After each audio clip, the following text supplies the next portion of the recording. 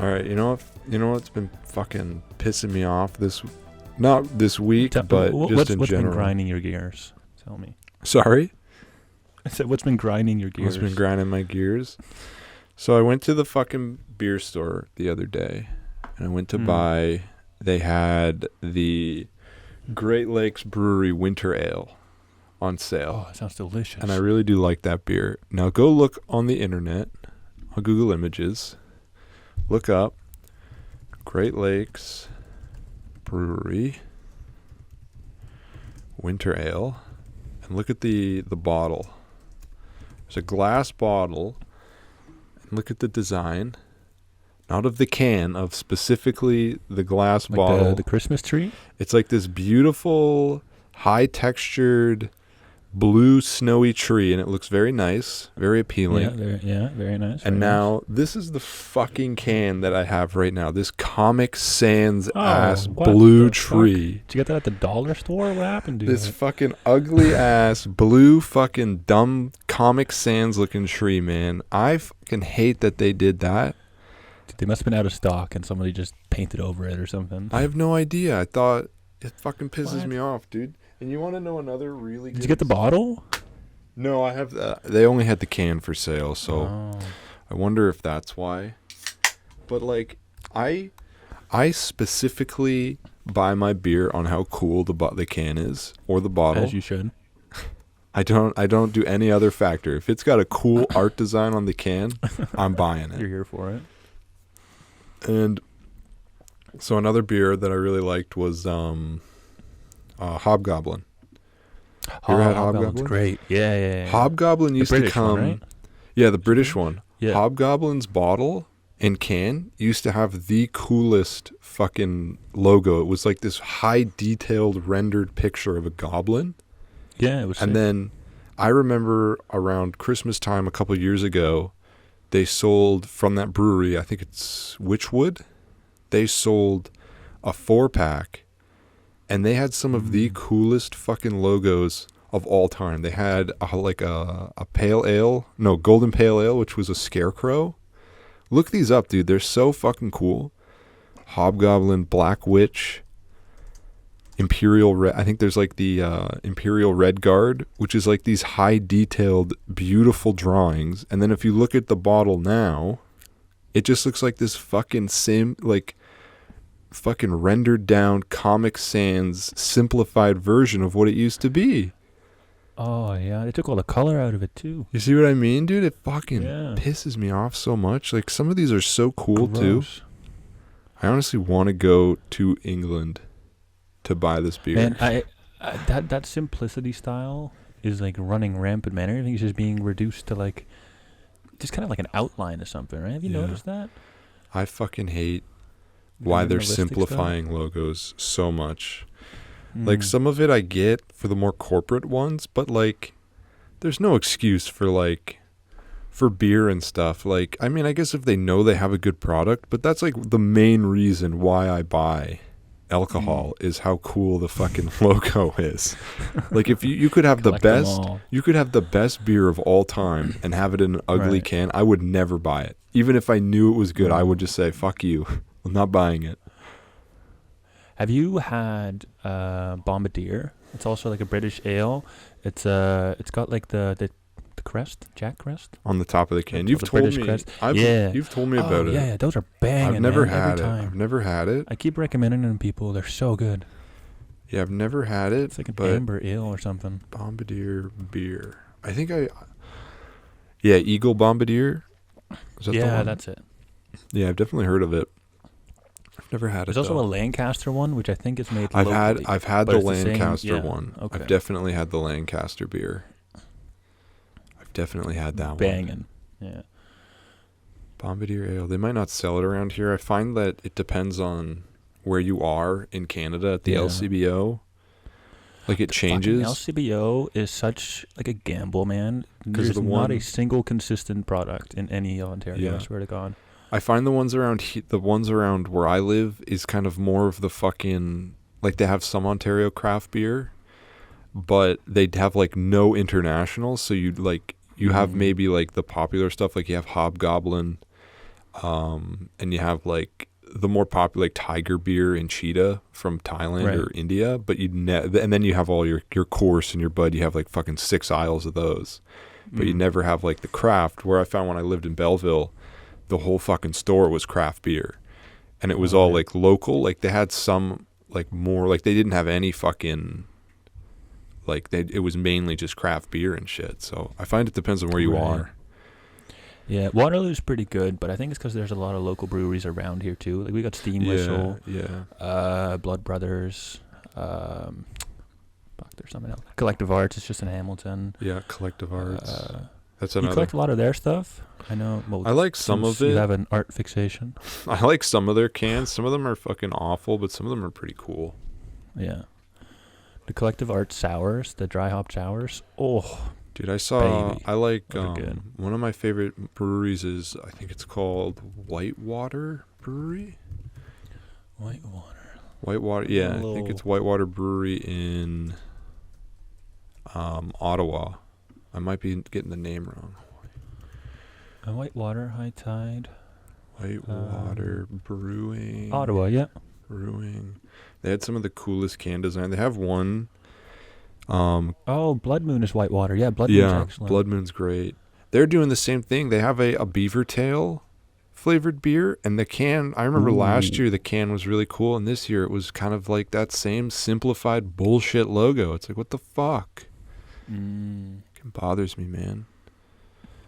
Yeah, at Waterloo Brewing, when I worked there, like we had all these cool distinct cans, like every, like an IPA or a lager would have like a different little logo on it, but now it's all just the same bore, and then it just says IPA, and the can's just a different color, so lager's yellow, your IPA is blue, your dark's black, like stuff like that. It's just a bit and you know what, it just feels like they don't really care anymore. It's just turning into mass marketing, which is probably like I don't know if that's true, or maybe it's a too like how much more expensive is it to print like a better logo, you know? I don't know. Maybe it's like conflict with the artist. They don't want to pay them. Yeah, I'm not sure that what it is. Could be something. I have no idea. Like some royalties or something off of that. I'm not sure, but like it feels like a big wave. Just. And I got their holiday pack Whitewater, and usually it's packaged with Jacked Rabbit IPA, which is an espresso IPA, which is like the most bitter substance known to man. It literally melts your tongue off. But no, it's not that bitter, but it's very nice. It's very, very good, very, very good beer. And it was not in the fucking holiday pack this year. I was so fucking pissed off, man. They're skimping this year. You know what is to this day still one of the most upsetting like holiday special meals that I've had? The fucking McDonald's, the hash brown burger. The potato roasty burger. That's it. That was there for the one Christmas I worked there. Yeah. That shit was vile, man. Nobody ordered it. I remember. So whenever we had to keep those hash browns, because at the time we didn't have all day breakfast, right? So we had to keep a few hash browns, and we just kind of like refried them like every hour. So at the end of the day, it's like just fucking cardboard basically, right? You're just munching away at. Fuck. And there's like this peanut sauce. I don't know. You've actually had it. I haven't had it. I've had to make it. Dude, I remember it was fucking. It was so greasy. I felt so sick after eating it. Physically upset. I felt so fucking ill after eating that. I remember the smell of the sauce made me nauseous because that shit gets just all over you in a rush. It fucking sucks. Dude, Wild Bog is such a good sour. The cranberry sour from Whitewater. I like cranberry. Dude, I gotta go to this brewery. Actually, what's that? Whitewater? Yeah, Whitewater Brewing Co. That would be a nice visit. Yeah. Where the fuck is? I know it's in Ottawa, but where? Because. Where the fact in Ottawa? Ottawa's big. My girlfriend lives in Ottawa, so maybe I can sneak down to it. Oh, a little 2-for-1. You got to do a date. That could be fun. There you go. I took Miranda to Steam Whistle right before Red Hot Chili Peppers. That was a lot of fun. Nice. Steam Whistle? Like is that any good? Across from the... Yeah, I like it a lot. It's right across from the... I don't mind Steam Whistle beer. Rogers Center. It's all right. Like, it was weird because at the brewery, they just have their Steam Whistle lager. Like, they didn't have any other variations of it. They just other domestic beer or other craft beer from other companies. Yeah. So that was interesting. But no, it's not bad. It's good. It's good lager. Not bad.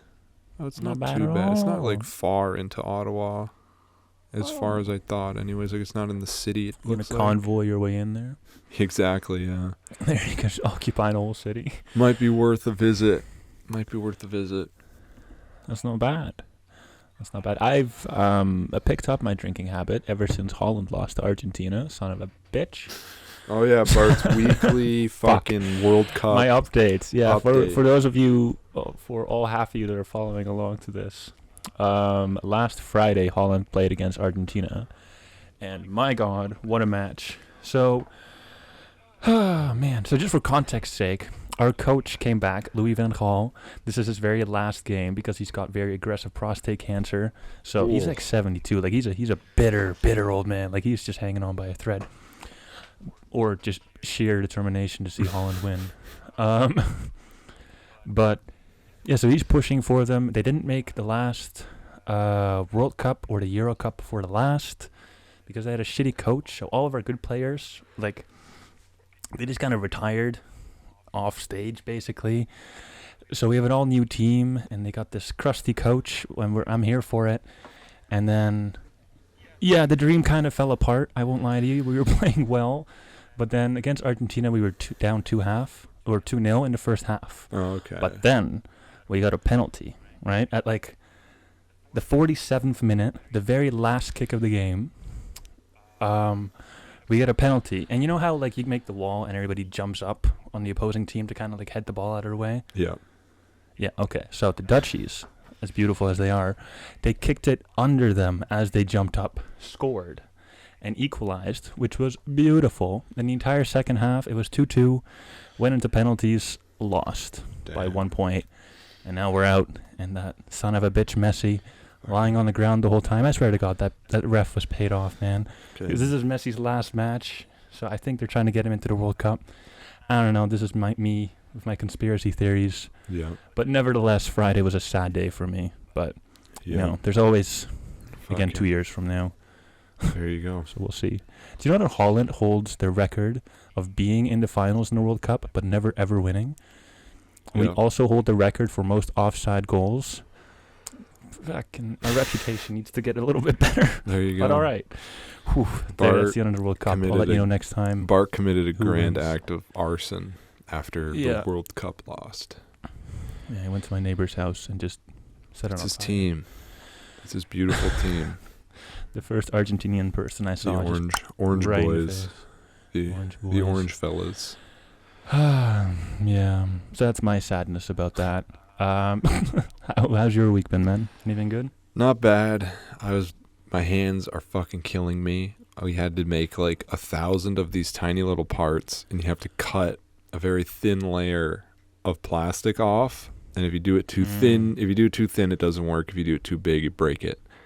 And so you have to go really, really small. And the way it just fucking, you had to use like a razor blade, very fine piece of metal, and it was just, the back of it was just pushing into my thumb.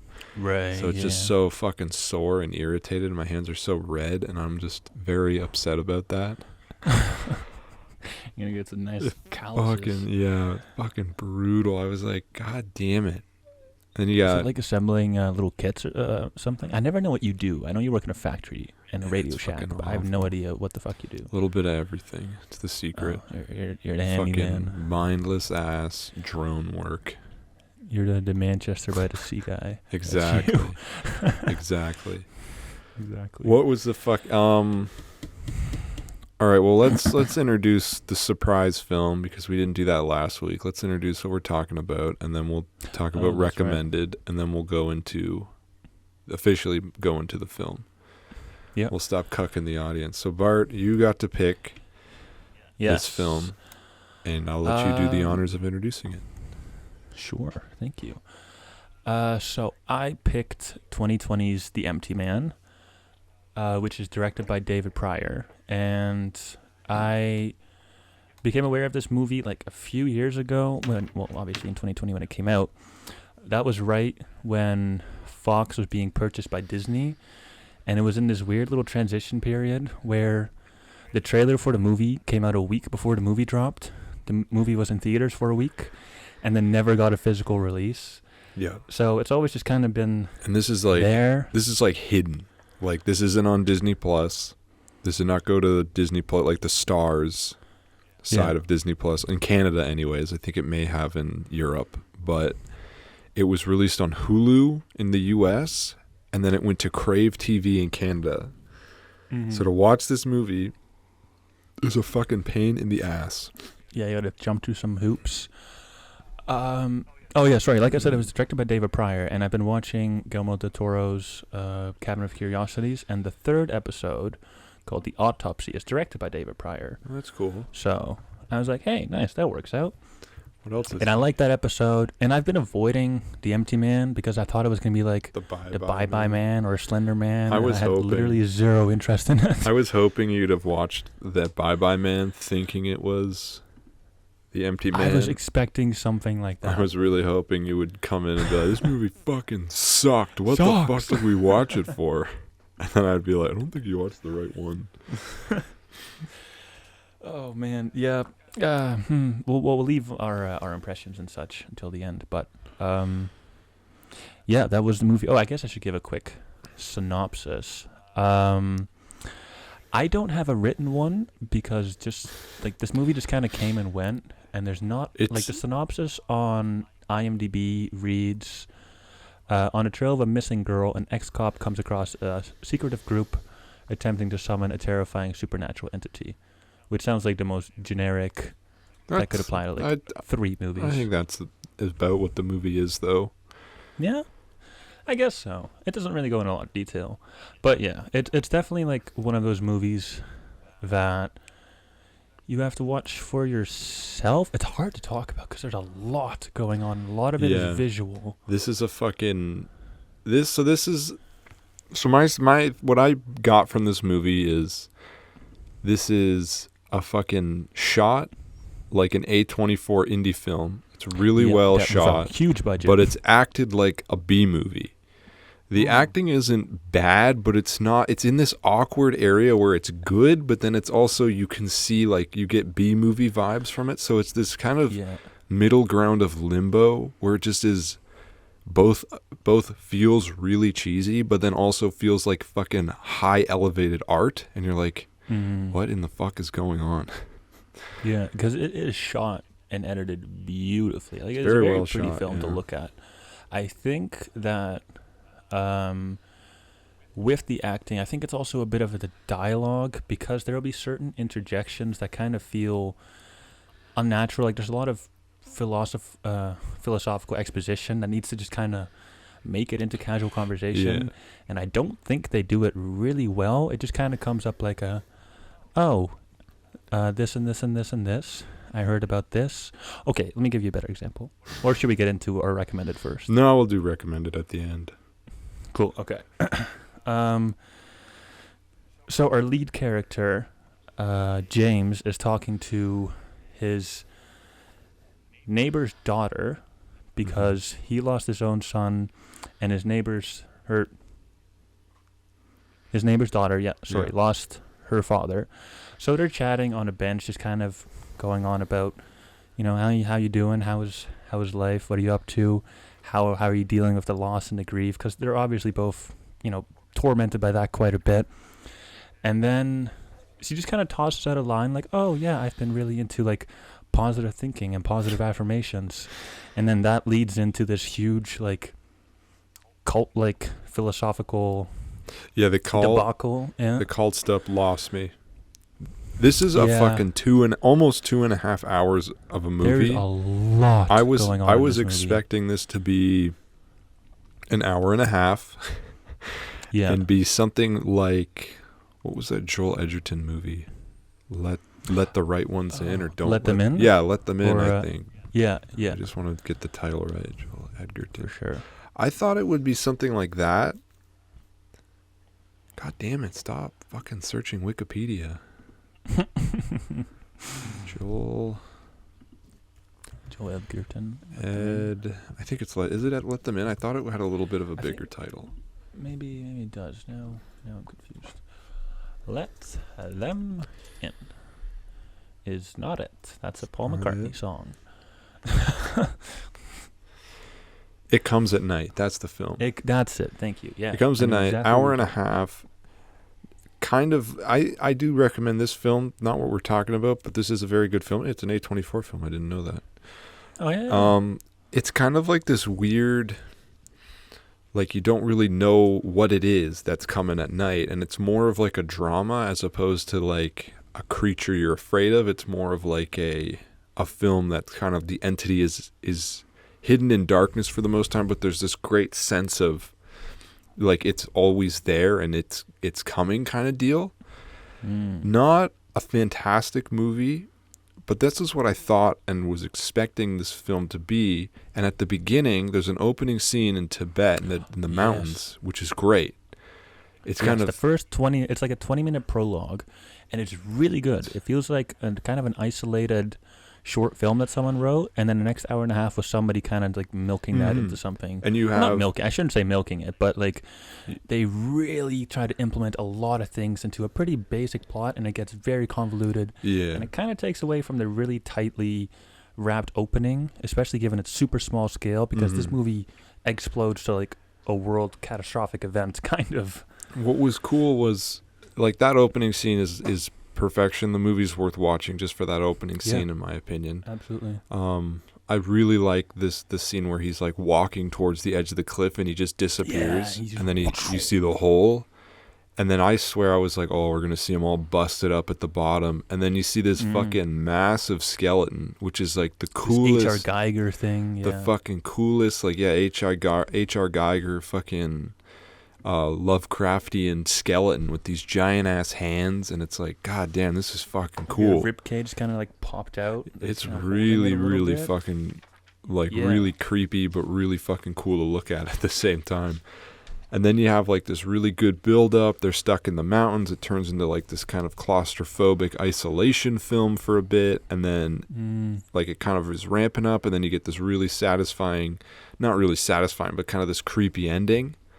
And then you cut back to fucking like Iowa or Missouri. Yeah, 23 years later, in I think it's Iowa. I think it's Missouri, 2018 Missouri.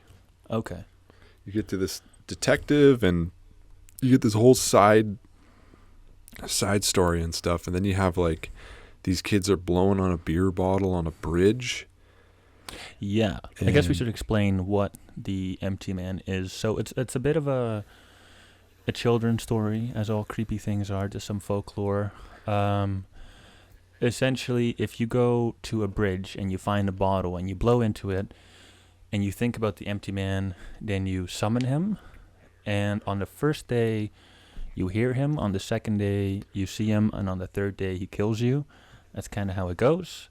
So the movie kind of follows the prologue follows a 1, 2, 3 day structure. Yeah. And then after the prologue, it also follows a 1, 2, 3 day structure. And then, yeah, I mean, the film kind of revolves around that a little bit. So each day you get to find out a little bit more as the character does. And I did like that because I thought initially he was going to be like an ex-cop who's just really invested in these kids. Yeah. But he also later goes to a bridge and blows on the bottle. Yeah. And then you kind of... And he's 1 day behind everybody else. So everything that's already happening to them, he's just 1 day behind it. Yeah. Which I thought was a cool concept. And I like that they kind of... And then that fucking scene They allowed us to follow. where they're all hanging under the bridge, that was fucking creepy.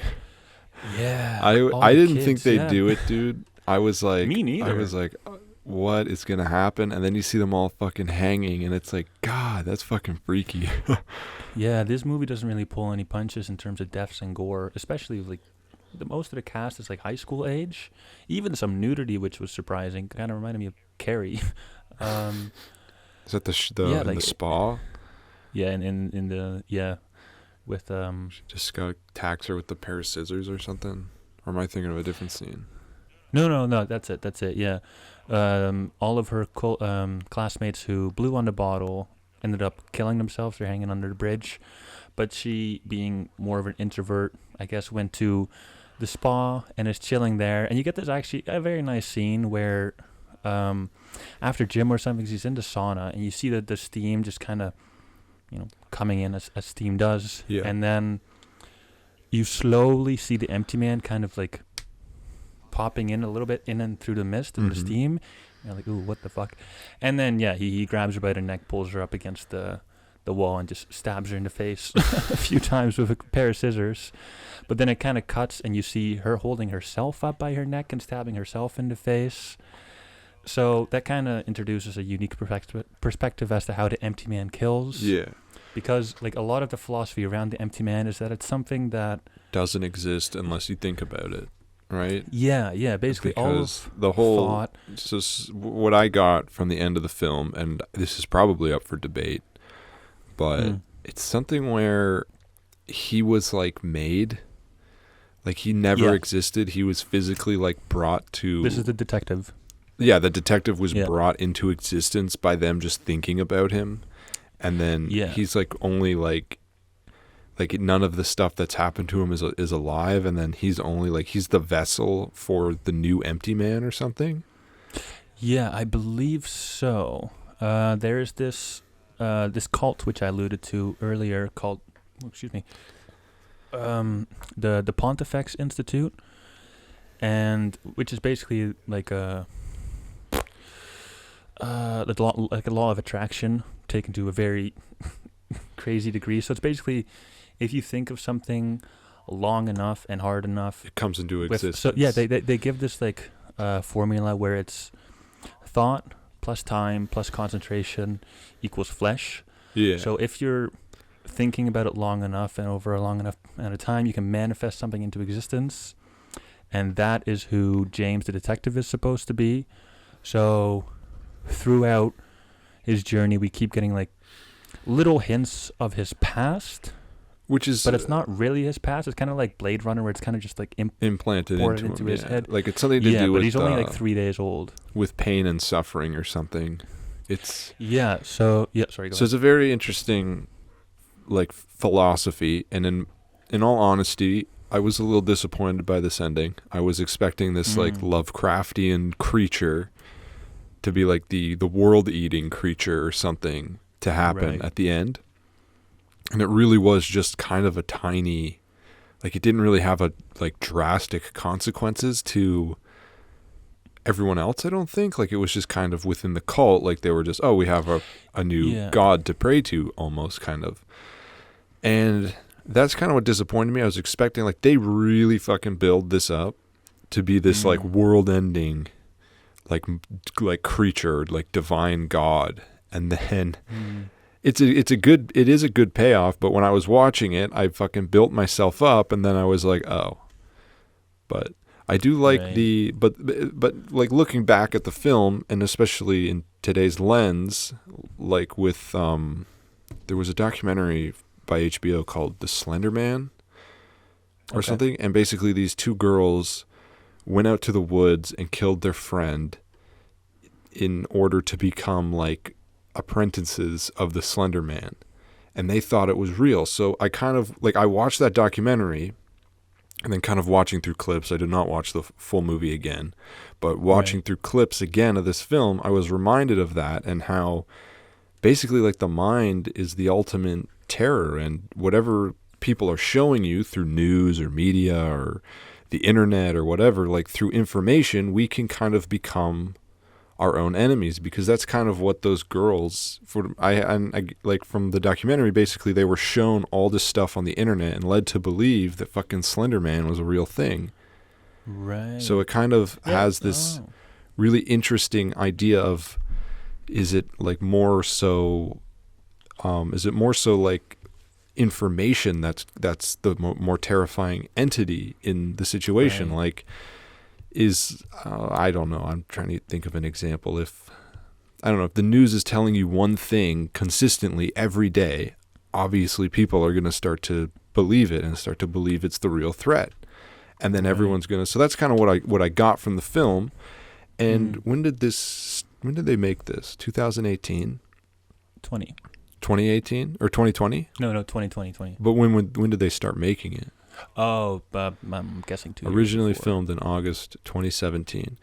Okay. So I'll imagine the film was written, let's say 2015, 2016. That's way before all this fucking misinformation and all this stuff. And I think like I don't know, man. I don't. It seems like, I don't know. I feel like it's a bit ahead of its time, like especially in today's age, with Right. all the misinformation and stuff like that. And I don't want to get too political, but I feel like it was written ahead of its time, and I feel like if it was released, no. So, before you continue, do you think this film would have done better if it was advertised more, or do you think it would have been around? Do you think it would have been more so in the public eye, or do you think it would have kind of fallen into obscurity?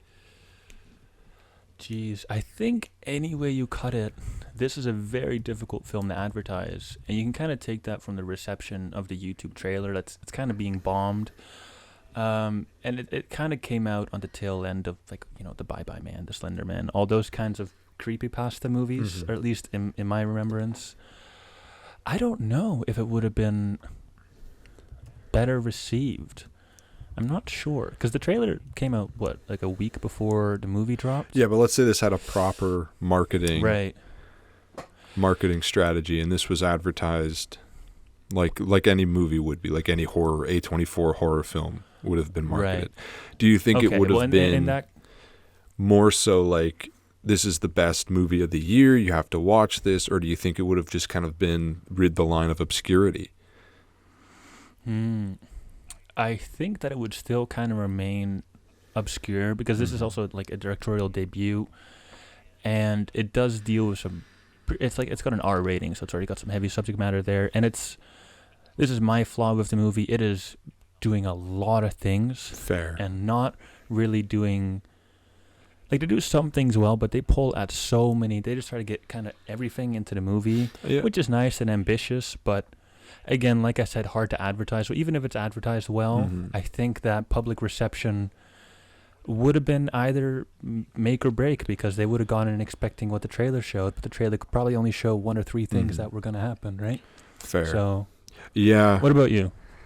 I don't know. It's hard. I feel like it may have been kind of on the lines of Midsommar or Hereditary, because Hereditary was also advertised very differently from what it was, but I feel like this is just kind of like just kind of thought-provoking enough to have people talk about it. Like, this is definitely, like, I feel like this is better than it deserved, better than what it got, for sure. For sure. Like, yeah. It only made $3 million on a $16 million budget, which is fucking crazy. Like, yeah, it definitely should have done better than that. And it's a shame that fucking Fox kind of hit it. It got released in like you said, that awkward time when Disney was absorbing the company, and so it seems kind of like a fucking dick move to just be like, oh yeah, we're just gonna release it now when no one's really paying attention to the release schedule. Right. I was watching this is a really good interview which I got through Chris Tuckman. Thanks, buddy. Yes, when he was still on Fox, the producers were very happy with David Pryor. Thank you, David Pryor's vision. But then as soon as Disney took over, because they had put like a pretty significant amount of money into this, like $16 million for basically free reign in a horror movie, which is very, very unconventional. Yeah. So the producers of Disney saw the film, didn't like it, and didn't know how to market it, and they tried to cut it down to an hour and a half. And in a test showing, it was even like more poorly received than the original like 2.5 hour version. So they just tossed out the 220 version, and like, okay, you know what, just it's out there now. Let the people enjoy it. But like, it got absolutely no advertising and no assistance from Disney really itself. So yeah, it kind of felt like, it even sounds like, just on the article I'm reading, that even the released film is still considered a rough edit by Pryor. So even the film is like, so even he isn't proud of what the film came out as. Jeez. Yeah, it kind of feels like a little footnote, which is unfortunate, because David Pryor is this movie is directed like really tightly. It's really good. It's very well written and very well shot, and very like very well lit too. It's got a lot of that David Fincher in there. Editing, I mean, I honestly didn't have any issue with the editing.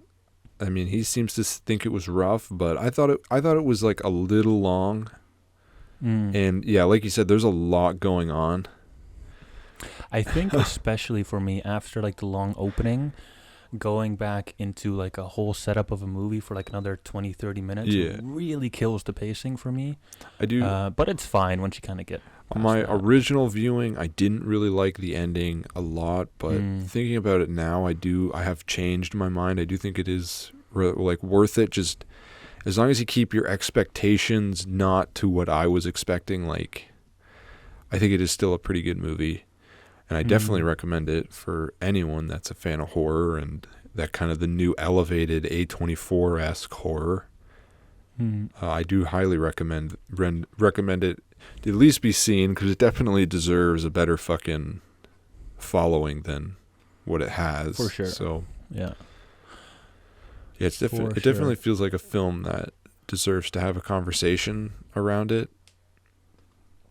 Like, and I would like to, if it's all right, touch back on what you said about like the media and kind of what we consume as people, because I think it kind of tied into the way the deaths were orchestrated. Yeah. So I think, I don't know, because even the head of the cult, I forgot his name, but he brings up and like this. Sorry. So in the film, all the deaths are ruled as a suicide, right? But the detective thinks they're murders, right? So my question is, are they actually suicides? Or were they murdered? Because if maybe they believed in the empty man was going to kill them, that they ended up killing themselves, kind of deal. So maybe. Yeah, that's what exactly you were going to referring to. Okay, yeah, sorry, I didn't mean to steal your part. No, that's good. That's good. No, all good. I was just thinking about that Nietzschean quote, like, if you stare into the abyss that the cultist talks about, the abyss stares back into you. So I'm thinking, if you're on that bridge and you blow into the whistle and you bring the empty man, then you kind of invite it, right? Yeah. Kind of like the same, if you're consuming a lot of media, if you're going down like really dark Reddit threads, for example, I don't know, like some of that is bound to leave an imprint on you. Yeah. And then exactly what you were saying, if it's all this consumption, this kind of manifests into like kind of taking our own life. If that, like, because they kind of kill themselves, but it appears like that at least. If the abyss looks also back into you, then the more intense you get into it, then the more intensely like that reflects back onto you. So if you invite the empty man, for example, like this very dark presence into your life, you give it 1, 2, 3 days, and it just becomes larger and more powerful. And it's, I don't know, like it just kind of consumes us in an all-consuming way where just you kill yourself. Yeah. That's kind of the final, like that's kind of like a consumption, I thought. So like you look into the abyss, it looks back, kind of swallows you up.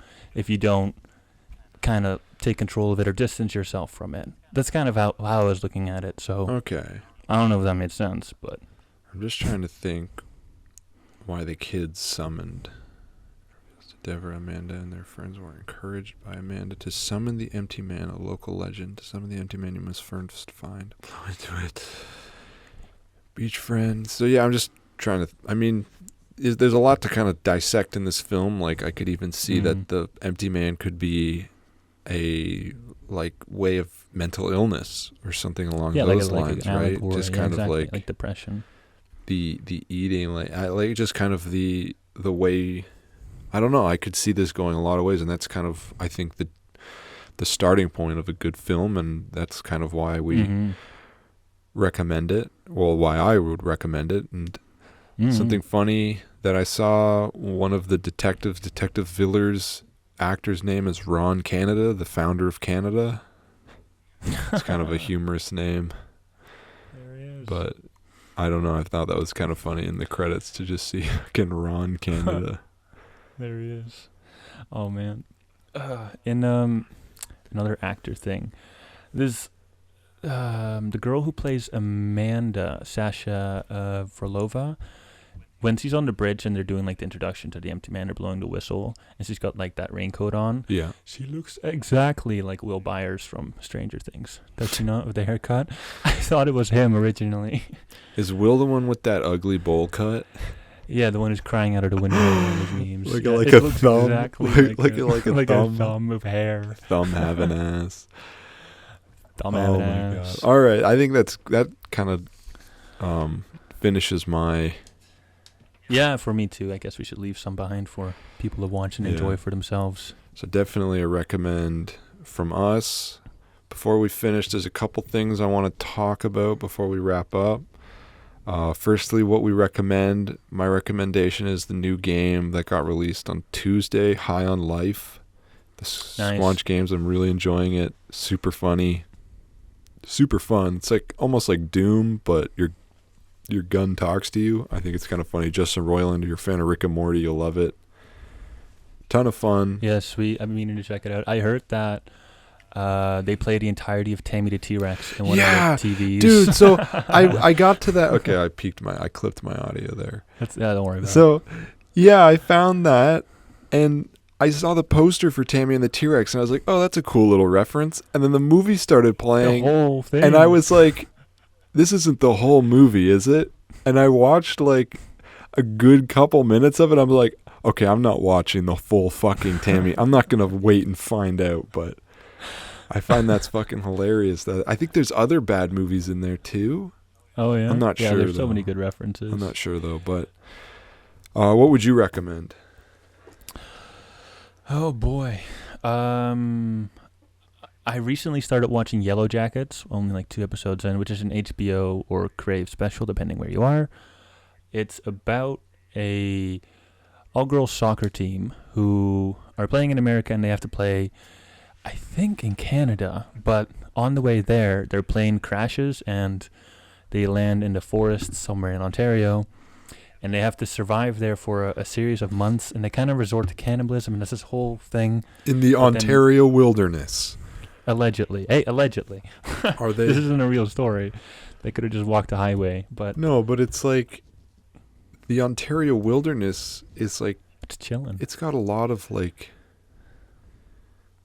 resources and stuff. I don't know. Yeah, I've never survived, but... I would just... First day, I would start eating people. Over Canada, they're playing crash. Okay, so it doesn't say where in Canada, but... Doesn't... Oh, I thought it specified Ontario. Maybe not.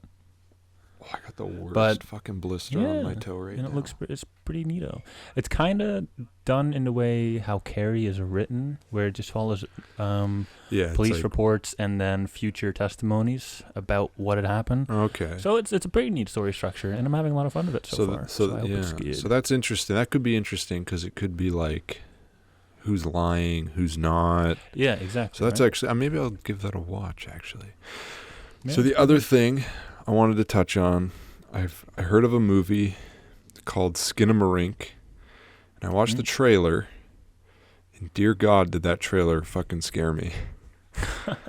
That sent you into the rabbit hole. I don't know what it is, but analog horror freaks me out like a lot. And it was just something, that voice in the trailer that's like, in this house. And it just sends shivers up my spine thinking about it, dude. And there's really nothing. It's like no jump scares, no nothing. The trailer just fucking freaked me out for some reason. Yeah. And I mean, I can't wait to watch it. It's coming to Shudder next year, which I hate. Oh, nice. But if this comes to theaters, you got to let me know, because I will drive to wherever it is playing to watch it in theaters. Because it feels like it's going to be... I'll request it at the Princess. No, it just freaked me out, dude. It genuinely freaked me out. And analog horror, I don't know why. It personally is just so uncomfortable for me to watch. I have no clue why either. I feel like it's just... So it's like that home video style. Yeah, it's so weird. My thought it's so was familial and cute, but then the horror, it's like so uncomfortable, but still so familiar. The thought was that, like, with the home video was that it was almost like, I mean, I grew up with analog, like with VHS home movies, and I'm sure you did as well. And it just felt like it was invading my fucking memories.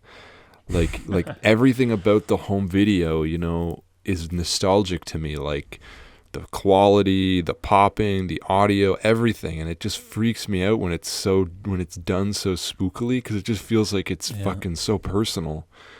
Yeah, it feels so real too. So it fucking just freaks me out. But So I really do wonder if future kids, like kids born without the VHS home video, are as afraid of it as I am.